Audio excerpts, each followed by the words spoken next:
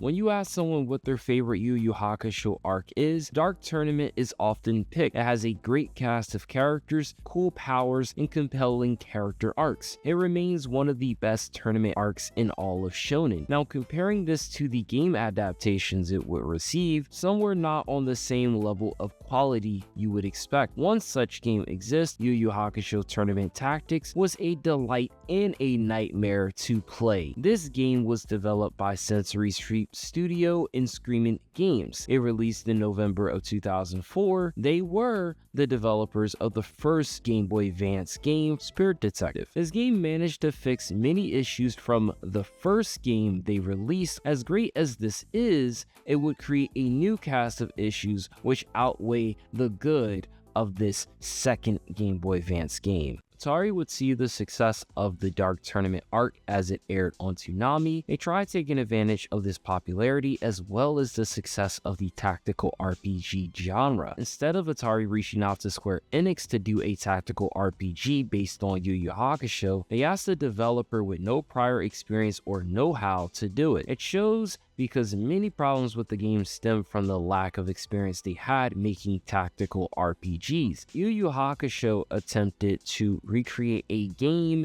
in that style, but they showed amateur sprite designs, a lack of detail in the environment, and lazy designs overall. Basically, Yu Yu Hakusho Tournament Tactics borrows from Square Enix way too much. I imagine Atari in a meeting with the devs said, "You see this? Copy this, but change it up." Basically, copying a classmate's homework and change it enough to not get caught. Atari likely had to do this to avoid a possible lawsuit. This is just my mere speculation, but I do imagine they likely wanted to find a way to capitalize on the success of Yu Yu Hakusho in the West, and they saw Tactics Advance, a Game Boy Advance game that managed to do over 1 million copies when it released in 2003. With this game coming out in 2004, it's very likely that Atari pushed for this developer to make this game to try to capitalize on that success. Atari's approach to publishing the Yu Yu Hakusho games in total seem to be more so money hungry than trying to give us a quality product. Hungry for a piece of the pie, Yu Yu Hakusho Tournament Tactics doesn't quite do it for veteran tactical RPG fans. Looking at some criticisms of the game, Yu Yu Hakusho Tournament Tactics either is a good game for what it attempted to do, or it's a bad game boggled with too many issues. In my personal experience with the game, I had my own set of issues with the game, but I even still managed to find some ways to enjoy it as I played more and more of this game. Booting up the game, you are met with an OST that sounds improved from Spirit Detective.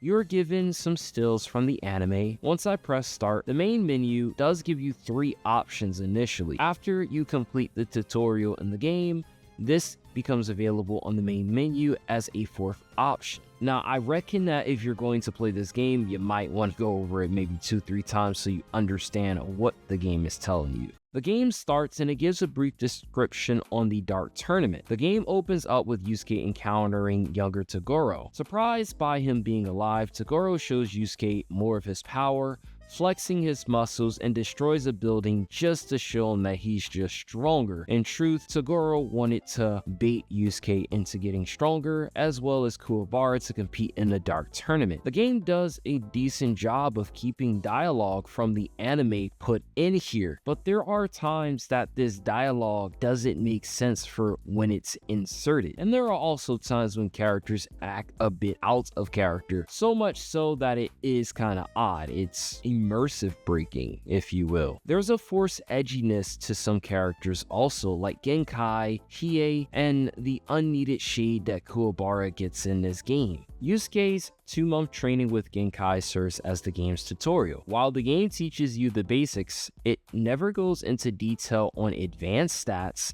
it lacks descriptions on items, and there's no information on how much damage an attack will be able to do. Basically, when you attack foes in other tactics games, you know how much damage you're likely to do, so you're better to plan how you're going to attack. This game, nope, it's a guessing game. Genkai does teach some useful information, such as the initiative stat, which is essentially a speed stat.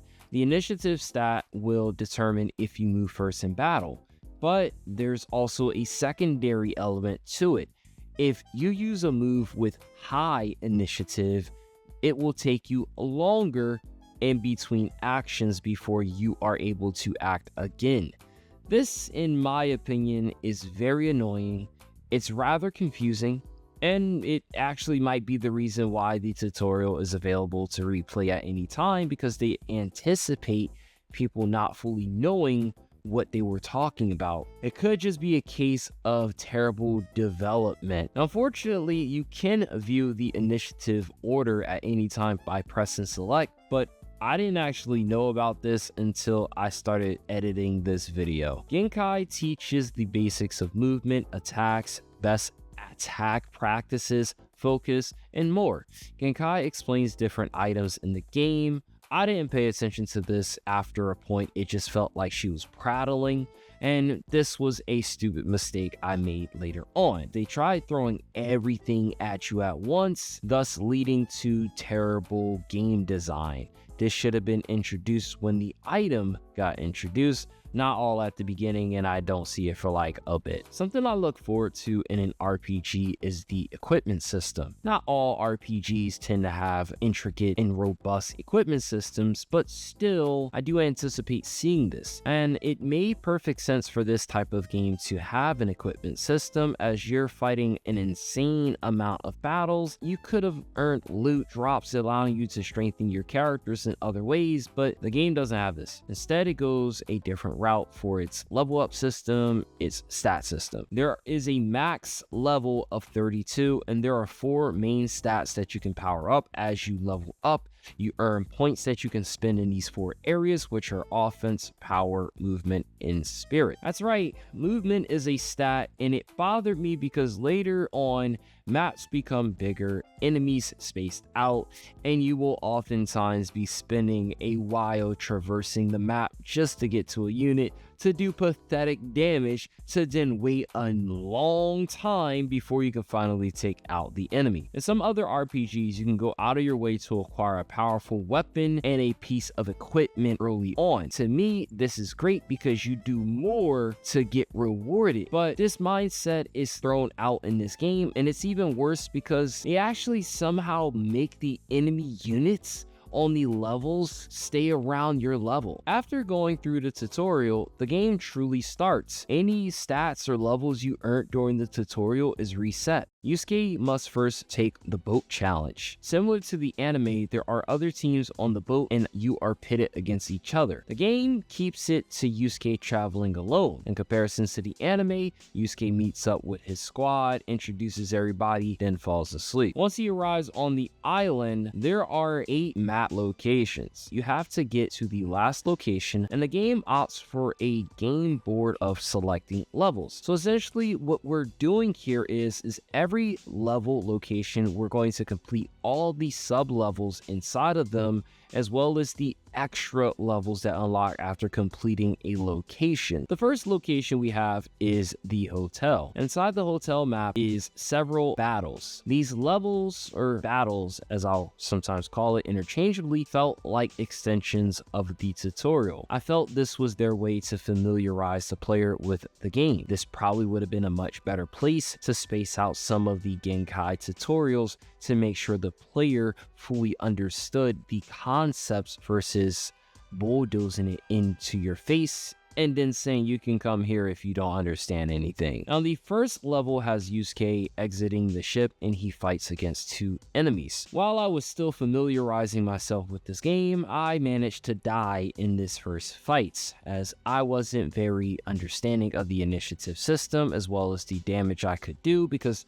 There's no way to see how much damage I could do, but I also forgot to save, so I actually had to replay the whole tutorial up to this point in the first battle on the ship. So after a bit, I got back to this point and I replayed this battle. I played the battle a bit more carefully, too carefully if I admit, and it was only after I defeated them that I realized the game made the second unit in this battle have lower health. Something that would have helped is being able to see how much damage attacks could do on a unit. As I previously mentioned, the absence of this feature would make choosing attacks a guessing game. This was my first issue with the game, as it would make me more anxious about knowing what attacks would be enough. After the first level, thankfully Kuwabara is unlocked, and the remaining battles in the hotel area are meant to unlock your teammates. Genkai is unlocked after level 4, Kurama's unlocked after level 6, and Hiei's unlocked after level 7. This first area took around 40 minutes or so, and while it doesn't seem like a long time, if all units were available from the jump, these battles would have taken less time. Enemy types is one of the weakest parts of this game. There wasn't a lot of unique enemy types. Enemy units felt uninspired, lazy. Some units had insane movement as they could traverse the map in a quick sweep. It wasn't fair, and others had insane health. Now, with the first 5 characters that the game gives you, I expected some would have some different stats to differ, to basically show the uniqueness of each character. A character like Hiei would be faster, so I expected him to have a higher speed stat, which was the case, but I would also expect him to be able to move more spaces, because despite him being able to move first, he doesn't have high movement, and he also has one of the weakest abilities until you level him up and get more abilities. So essentially, this game is about the grind, but it's not a fun grind. It's a very miserable grind, because there's no way to effectively grind in this game and it benefit you. Now, from the hotel map, we get our second location unlocked, and this is the forest map. Similar to the first map, but it now has a locked location. The forest is a similar experience to the hotel map. The devs must have thought more enemies makes the game better, as these levels and later ones would feature close to 10 units, even more. This would start to make me feel the game is more tedious than it is fun. Just because there's a lot of enemies to defeat doesn't mean it's going to be a fun experience. The forest level will introduce some unique levels, however, the first one being the floodgates. The floodgate levels will be in abundance. They will be the most common special level that is introduced in this game, outside of the generic defeat every enemy in the map. The objective for the floodgate levels is to destroy the gates, as they possess high HP, but these gates will spawn enemies. Now, here's the part that bothers me. These levels also require you to destroy all the enemies on the field. What's the point of this floodgate level if it's essentially the same as defeat everybody on the field? The devs introduced a cool idea here, but they also tried to find a way to pad out the amount of time it would take to defeat this game. The devs introduced a cool idea, but they could have easily just taken the requirement to defeat everybody and just make it the gates themselves. It would have made more sense. Then in the forest area, we have another level that is introduced. There's a timer, and it goes down every time you use abilities requiring initiative. This was the first level I felt challenged, as I had to think more cautiously about my actions. I also didn't fully understand the initiative system, and it made the level hard. I started making use of the taunt ability to make a clear path to draw the enemies close to one of the units. Once I started to see luck was on my side, I aimed to take the other units down for some extra XP,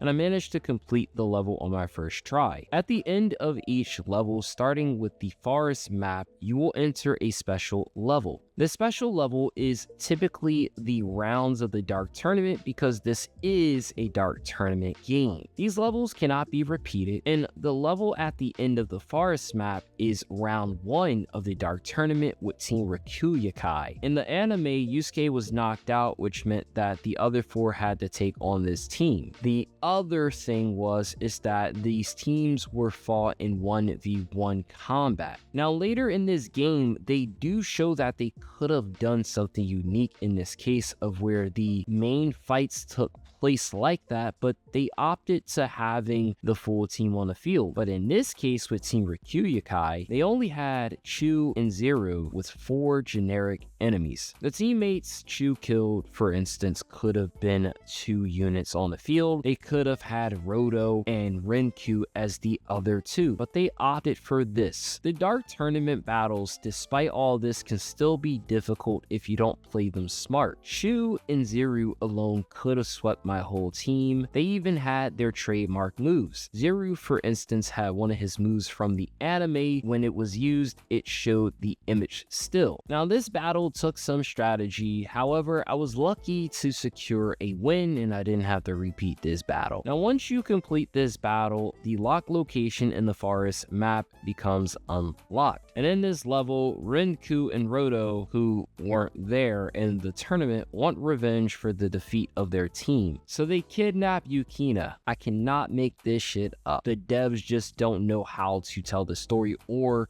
come up with like hypotheticals that make sense. For instance, Roto never revealed anything about Kurama, including his real name, despite him stalking his mother in the anime. He had this demon that was trailing his mother, and he used that as the basis to bribe Kurama before Kurama tricked him with the death plant seed. Renku, on the other hand, was in the tournament round in the anime. Because of this, it just doesn't make sense. But that's not even a real kicker. The real kicker is that Yukina doesn't actually show up to the Dark Tournament until the 3rd round.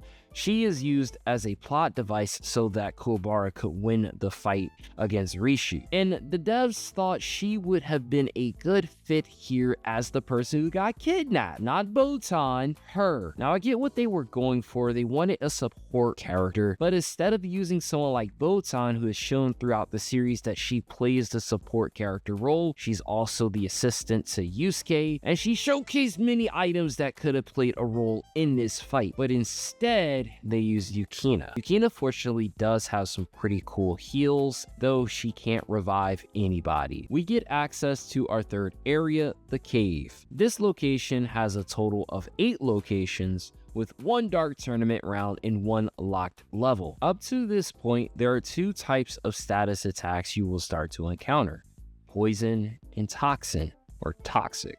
And I figured I would mention them as they will become so common to the point that you will get tired of seeing enemies use these types of attacks. It's like the devs didn't even try to make the computers smarter and or have more variety of attacks, which would then cause you to use more strategy to win battles. In the first level of the cave, after you complete it, you unlock Chu. Chu is looking for Renku, you know, the guy who just tried to kidnap Yukina, but no one bats an eye when he tells them this. Yusuke even just says, hey, you can tag along with us without any objection. The game introduces another level type. You essentially have to defeat everybody before the time runs out. I started to have better moves for units, and it made battles fun. Still tedious, but fun. Kuwabara gets insults thrown at him in one of the other levels instantly, such as the one Kawima throws at him. I personally think it was unneeded. I could have sworn Kawima was like lazing Kuwabara early in the series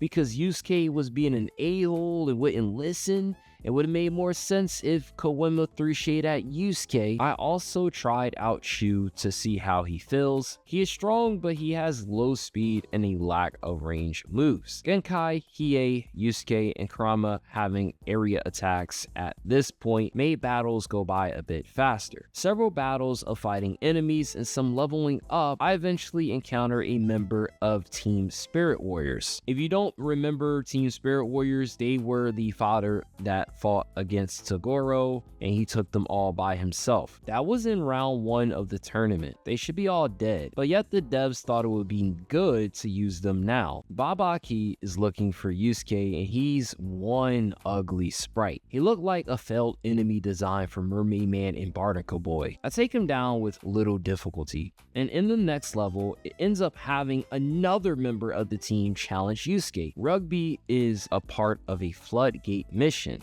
And as I mentioned before, Floodgate missions will become so frequent that you're gonna get tired of seeing them. It's not because they're difficult, it's more so because they just spawn too many enemies and it takes a while to defeat them. This particular level actually took me 11 minutes to complete. This is on more of the longer side, but it's not even the longest it ever took me to defeat a level. At the end of the level, the second round of the Dark Tournament commences. Dr. Ichigaki's team takes the stage, as now we have to fight against M1, M2, and M3.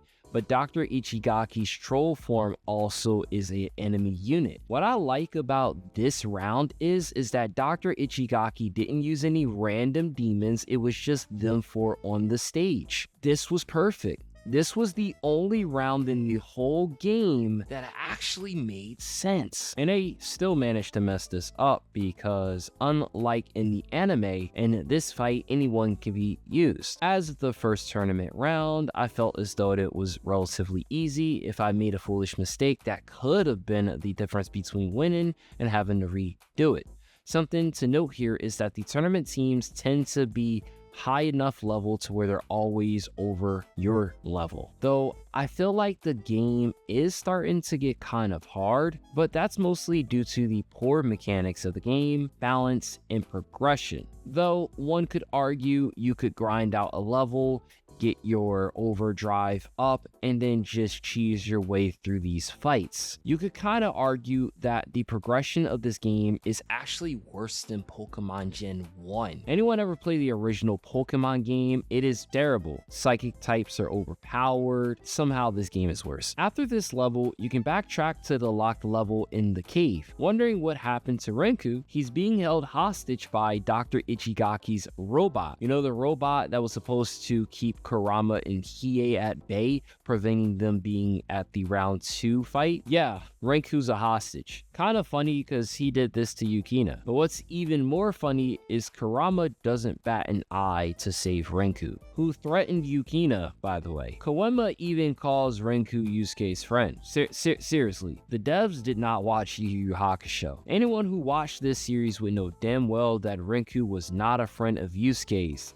Arguably, maybe at the end of the series, you are timed in this level to take down everyone before the time runs out. The level took some time, but it wasn't hard. At the end, Renku joins. Gotta give Kuwabara credit, at least he was acting in character, as he told him at least show some respect and thank Yusuke for him helping you. Next location it unlocks is the Swamp map. It features 9 levels and it has the 3rd Dark Tournament round level in a locked level, making it a grand total of 11 levels in the Swamp. I wanted to see if Renku would be a fun unit to use. While he doesn't quite pack a huge punch, Renku does have range and he is fast. I made sure to use him as only Genkai and Hiei were the fast units. Renku would be the 3rd of 4 units that are the fastest in the game. The first Swamp level alone took me close to 10 minutes to complete. The second level introduced yet another new special mission level. These pursuit levels are very simple. All you have to do is chase him down and defeat him. And to my surprise, the mission doesn't require you to beat everyone. Realizing this was the perfect place to power level the units, I spent about an hour power leveling up until I got Hiei and Genkai in their 20s. As you come to expect, this gave us more abilities to make use of in future battles. Hiei had Dragon of the Darkness Flame finally, and Genkai had Shotgun. Both abilities made later fights less annoying. This did come with a cost cause, as I mentioned earlier, enemy levels stay around your level. This would have been great if this dynamic leveling also meant that it took a bit more strategy to defeat enemies, but it essentially amounted to you now had to use your better abilities and you had to use more spirit energy. Leveling up higher gave us more of that, but it came at a trade-off. The next several levels felt less tedious and more enjoyable.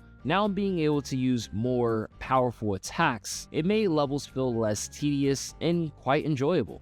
Every so often after a level is completed, you are able to spend for items. These items can be equipped and used in battle.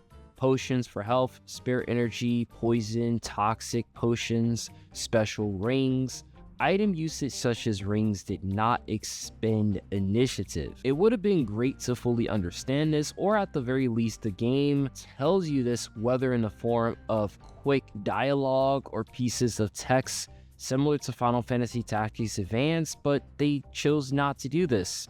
again goes back to copied the homework but changed it enough so they wouldn't get sued. The swamp level was relatively straightforward, of course with the overused floodgate level, and outside of that we get to the end of the level and round 3 commences. Team Masho consists of Bakken, Jin, and Risho in a random unit. 2 of their other teammates are missing, but of course, like this game's fashion, they'll probably pop up in a later level. Hiei and Genkai demolishes this team. Genkai takes out Risho in one hit, Hiei takes out Jin with the Dragon of the Darkness Flame, Yusuke finishes off Bakken with a Spirit Gun, and Hiei and Yusuke take out the last random unit. Completion of this level gives you access to Jin the Windmaster. He joins the team almost immediately, and this is one of my favorite units in this game to use. From here, we backtrack to the last 2 areas of the swamp that we couldn't beat. The first one is very easy to beat, and the second level has us fighting against Gamma and Toya. What bothers me is similar to Renku and Roto's encounter,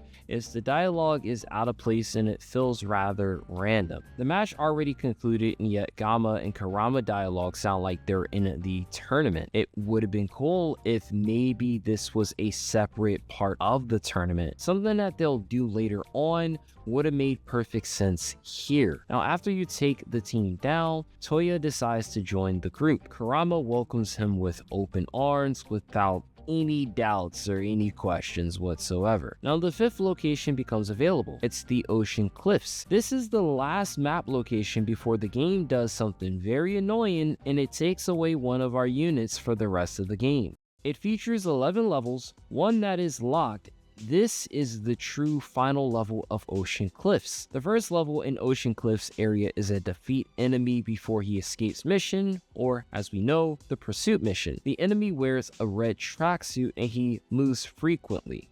Similar to the last time I did this mission, I decided to grind a little. From here, I completed another level, encountered yet another floodgate. You could tell I'm getting tired of these. I cannot make this shit up. These devs were very lazy when it came to mission types, and they favored these floodgates. Or so I thought. This floodgate mission was different, as it now had 2 spots on the field, and there was a timer, but the timer wasn't going down. You have to occupy these 2 spots and the timer will go down. Once it hits 0, the floodgates are destroyed and you still have to defeat all the enemies on the field. Minus out the objective to defeat all enemies, I thought this was a rather clever level. But up until this point, Koema and Ogre would talk whenever there was a special level mission variation, as they gave players the hint. He wasn't used here.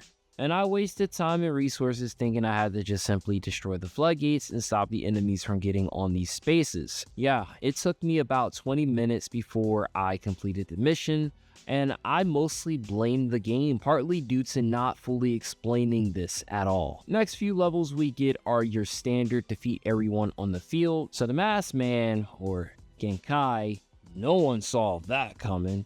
She's been keeping her identity a secret from everyone. But she reveals this to Yusuke as to why he's really there for the tournament, because of Toguro, and he knows what Yusuke's capable of. This was supposed to be toggled with her putting Yusuke through his final training, getting the Spirit Wave Orb, and essentially becoming more powerful. It would have been cool if the game would have omitted Yusuke from the upcoming battles, and when he came back, he received a power up to show that he did in fact become more powerful from absorbing the Spirit Wave Orb. But they didn't do this. Instead, Genkai hints at her past link with Toguro. Then you have to do yet another floodgate level, and it took a while to beat, mostly thanks to the distance. And once you completed all of the levels, the true final level of Ocean Cliffs unlocks. This special level, which you can't redo, is a showdown between Genkai and Toguro. This doesn't happen until the semifinals conclusion,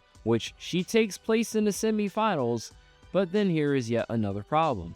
The game gave Genkai fight with Toguro a special level, but none of the previous major encounters were given, such as Chu, Dr. Ichigaki's team, Team Masho, specifically Jin, Risho, none of those characters got any special showdowns, but Toguro with Genkai gets one. It's small things like this that makes me feel as though that the devs really didn't know what they were doing. You're meant to lose this fight, but I didn't realize this, and I would have killed Toguro. That's how much damage I was able to do. The reason for Genkai versus Toguro happening at this point is to make the game harder. Genkai and Hiei combo is really strong and it makes this game easier.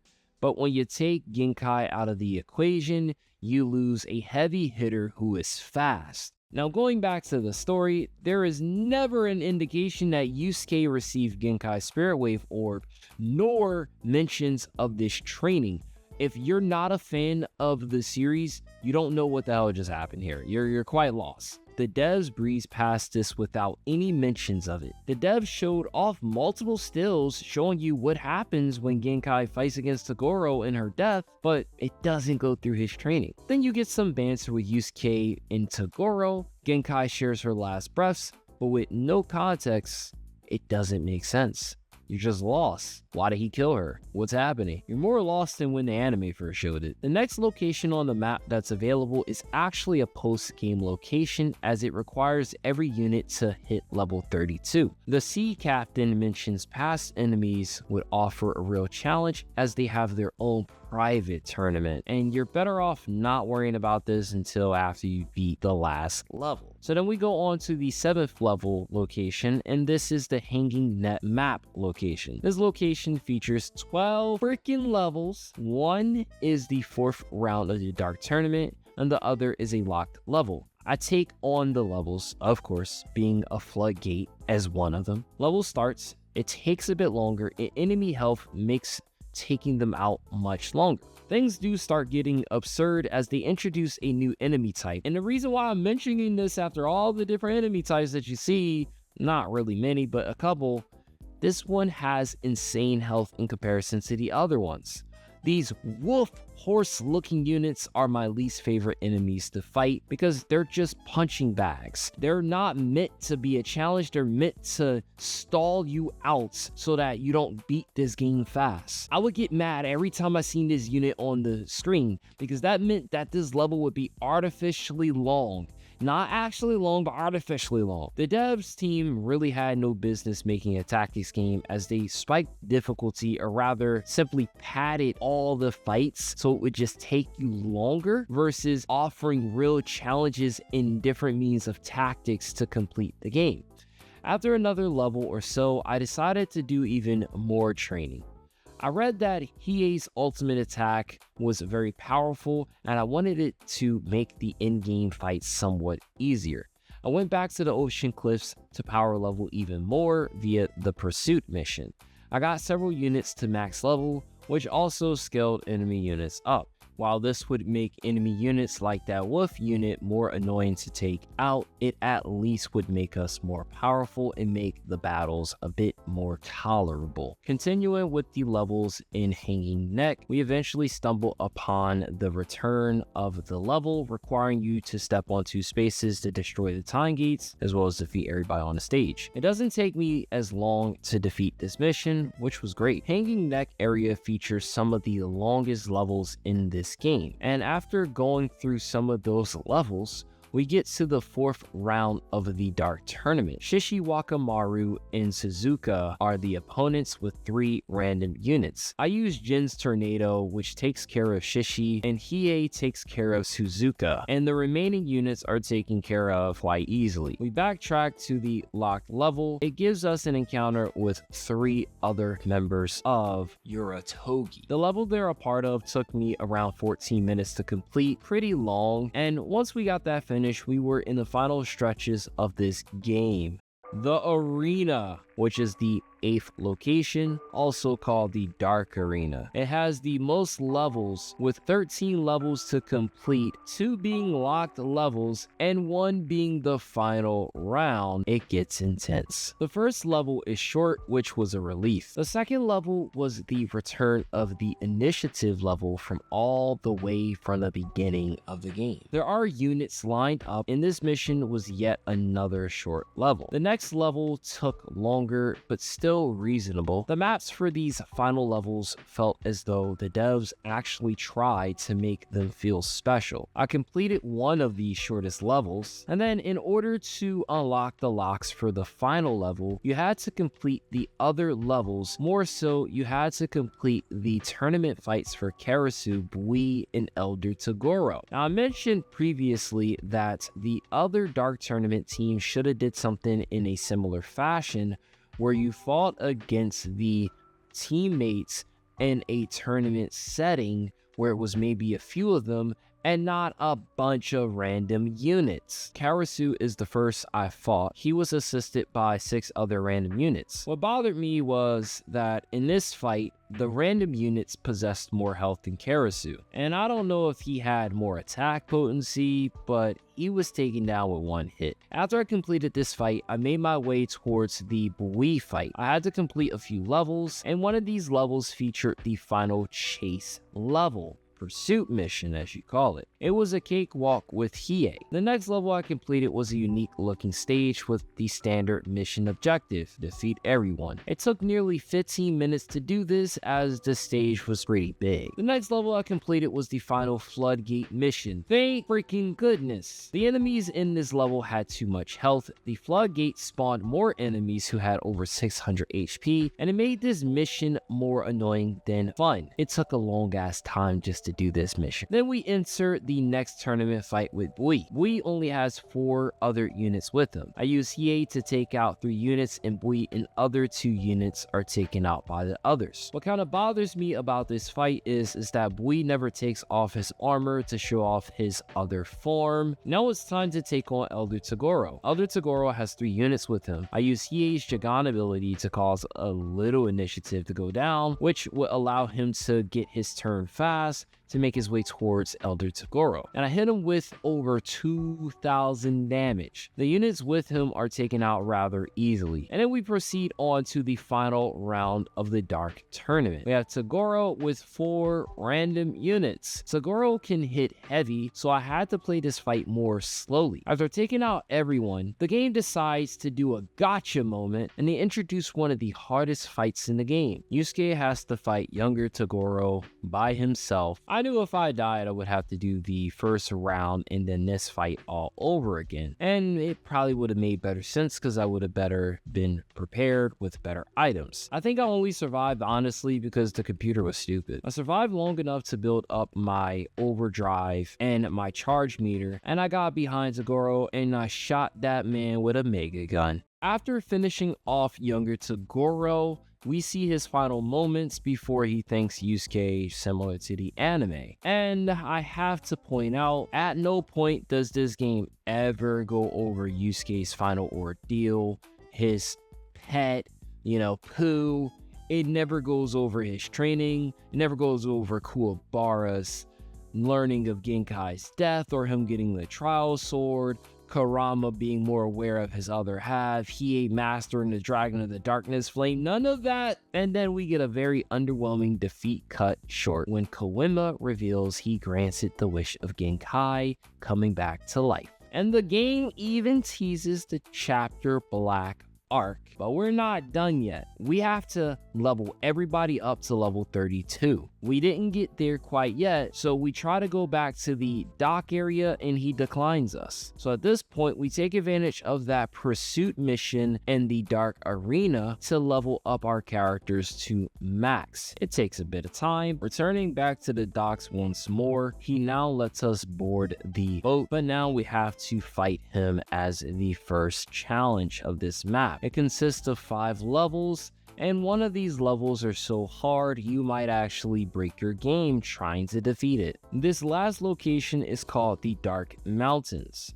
The Dark Mountains is arguably one of the more unique areas than all the other ones in the game. Remember, the captain talked about past enemies? Yeah, it turns out it was the Saint Beast. The Saint Beast were said to be revived by crooked people under King Yama.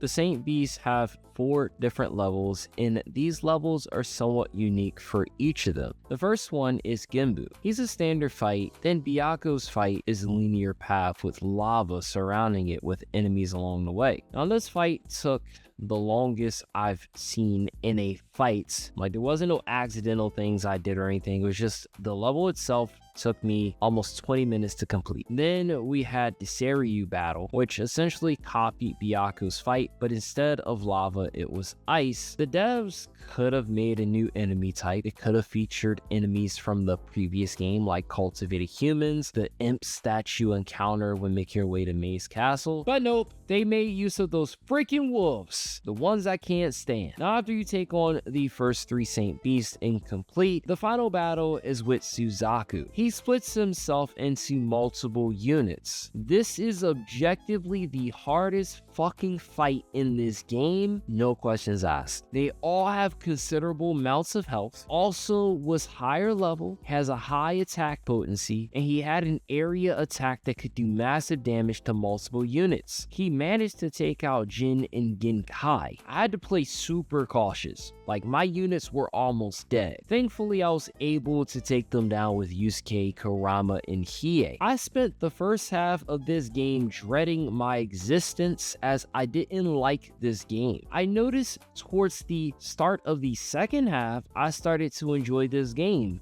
because it started to resemble something more of a tactics game, more so a very bare bones one. Now, this was largely due to having a better understanding of the system and having a stronger set of characters to counteract the insane times it would take for each battle. There are several issues with this game. Its story is out of whack. If you're a newcomer to Yu Yu Hakusho, this is a bad game to play to understand the story. The battles were missing crucial information, and this included just attack details, the amount of damage you would take, miss percentages, simple things like this. These small little things would have made this a better game. There was a lack of a dodge stat, as I mentioned, a lack of enemy variety, lack of unique attacks from you and the enemies. And when I say unique, I mean like there could have been more unique aerial attacks. There wasn't even an all attack command. This would have completely offsetted the drag of playing battles where maybe some battles you had an ability to attack everybody and it made it less dreadful. The initiative system just slows down fights. It doesn't offer anything, and the game pads levels by incorporating way too many enemies with little to gain. I still had to grind out a level that was giving so little XP just to get my characters high enough. These extra enemies didn't do anything for getting characters higher level, and in the case of this game, you had to defeat enemies to get extra XP, not cause damage, so that was another area I had a problem with. The progression system in total is extremely bare bones. It's poor. It's terrible.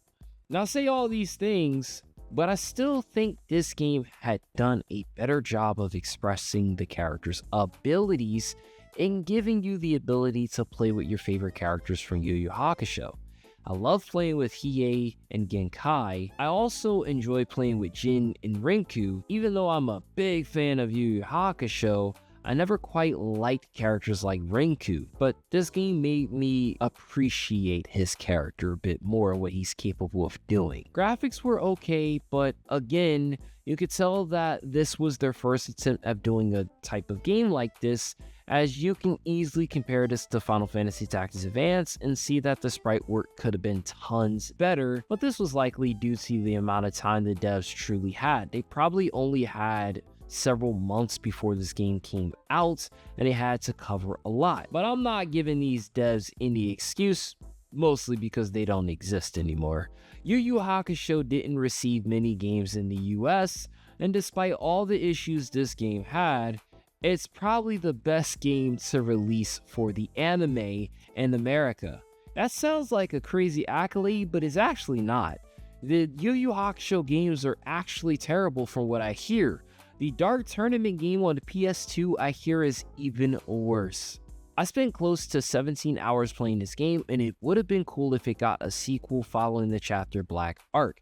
I think that arc would have made more sense with a tactic style of game, with the incorporation of territories, and having to think more clearly when fighting against opponents. It was quite literally a plot device for characters like Yusuke to learn how to approach enemies in a more strategic manner than going in for the kill. Him and Hiei had to learn this the hard way. Do you guys think this game is bad? Is it underrated? Did it have potential? Or does it fall flat on its face? Now, if you made it this far in the video, consider leaving a like on this video. Let me know if you guys want me to do a video pertaining to the Yu Yu Hakusho PS2 game, and I'll get right on it. I'm Makai, what yo, and I'll catch you guys in the next video.